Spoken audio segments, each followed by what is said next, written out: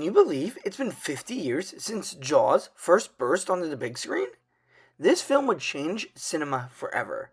Released on June 20th, 1975, Steven Spielberg's thriller about the monstrous great white shark terrorizing the fictional island of Amity not only terrified millions, but also reshaped the entertainment industry.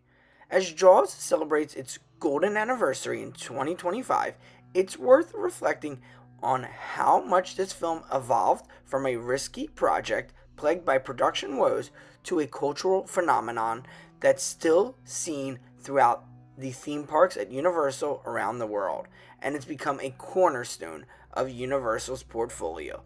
Let's take a deep dive into the world of Jaws. The origins of Jaws trace back to the 1974 novel, which captivated readers with its gripping tale of man versus nature. Universal Pictures would acquire the film rights, and young director Steven Spielberg, fresh off his successes like Duel and the Sugarland Express, was tapped to the helm of this project. Despite his enthusiasm, the production would soon face hurdles. The mechanical shark that they would build, that they called Bruce, was plagued with technical failures due to the saltwater environment, forcing Spielberg to film around the malfunctioning prop. Due to these challenges, Spielberg had a breakthrough. The shark's presence through clever camera angles and suspenseful music cues by John Williams. This would create a more terrified response in theaters rather than showing the creature outright. They would be frequently showing bits and pieces of the creature, but more so the terrified faces of the actors seeing this creature.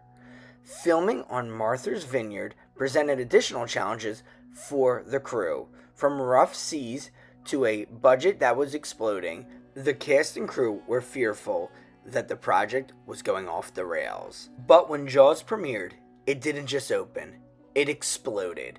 Audiences flocked to theaters, drawn in by an innovative marketing campaign that included nationwide TV spots, a wide release in over 450 theaters simultaneously, and the catchy marketing tagline, "Don't go in the water." Jaws became the first true summer blockbuster film, grossing over $470 million worldwide, a staggering figure for its time. Its success fundamentally altered Hollywood's approach to film releases, proving the power of wide distribution, heavy promotion, and an incredible marketing team could make people go to the movie theaters.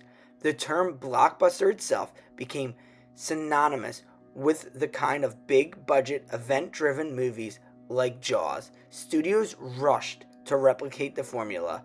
They would want people like Steven Spielberg being at the head of films, creating these unique worlds and putting technology in it.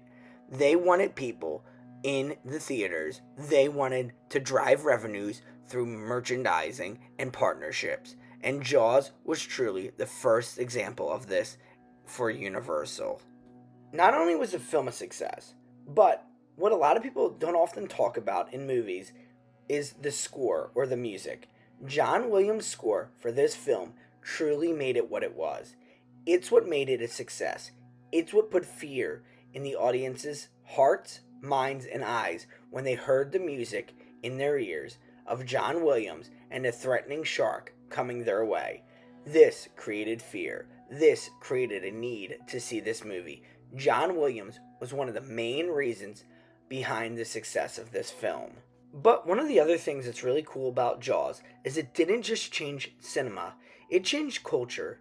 The film instilled a widespread fear of sharks, which permeated popular imagination for decades. Beaches saw declining attendance, and shark hunters surged as people sought to protect themselves from the man-eater. Conservationists have spent years trying to reverse the image of sharks, promoting a more nuanced understanding of the shark's role in the marine ecosystem. The film also influenced other media. For example, phrases from the film have been used in TV shows, commercials, cartoons, and in music. The line, "you're gonna need a bigger boat," became part of everyday speak, and it symbolized the fact that Jaws was an overwhelming popular success. No matter where you were in the world, you knew what Jaws was. It inspired a generation of ocean lovers, scientists, and filmmakers all around. It was a thriller that highlighted mankind's complex relationship with nature. And of course, the film had success, so what does that mean? Sequels. Jaws 2 would premiere in 1978, but this time it was not directed by Steven Spielberg. Jaws 3D would premiere in 1983, taking place at SeaWorld Orlando. This installment used then popular 3D technology, but it was criticized because it wasn't seen as a true Jaws film. And in 1987, Jaws: The Revenge, the final film in the series, focused on the Brody family once again, featuring a vengeful shark. But even though it had the Jaws name, it never lived up to that original movie. Jaws 2 was truly the only one that came close to the original Jaws, but it was still not critically successful. Though none of the sequels matched the original's critical or cultural impact, the Jaws franchise still is seen as very valuable, and many consider it to be one of the most valuable franchises in movie history, and it's been seen as a cornerstone of Universal's properties. Beyond the film, Jaws became a vital part of Universal's theme parks around the world. Since the early 1990s, Universal Studios Florida has featured some sort of Jaws. Though the Jaws ride is no longer there, a shark can still be seen hanging in Universal Orlando. The ride was designed originally to be something iconic, something unique that was part of the original Studio Tram tour in Hollywood. When they brought the ride to Orlando, it had success at the beginning.